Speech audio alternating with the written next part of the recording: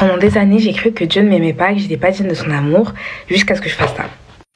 En gros, une fois, j'ai entendu cette phrase sur les réseaux sociaux qui disait et si demain, tu te réveillais seulement avec ce pourquoi tu as remercié Dieu aujourd'hui? Et cette phrase, elle a tout changé à ma manière de penser. Donc j'ai commencé à faire des listes avec toutes les choses pour lesquelles j'étais reconnaissante. Si, ça, si, ça, si. Et plus je mettais des choses sur cette liste, et plus je réalisais qu'en fait, Dieu m'aime.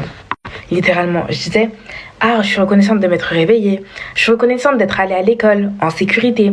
Je suis reconnaissante d'avoir pu parler à mes amis. Je suis reconnaissante de. Et je me suis rendu compte, mais c'est pas des obligations.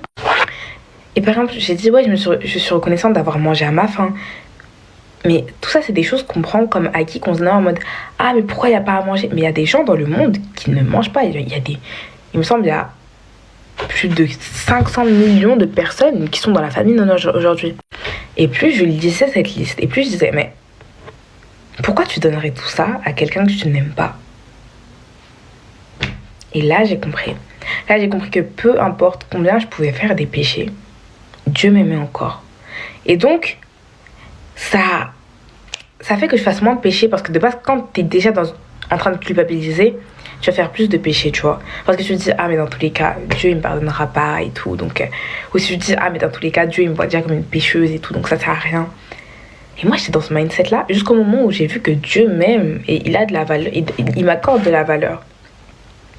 Et j'ai dit, waouh, ok. Je vais lui rendre la même chose. C'est dégueulasse. Pendant des années, j'ai cru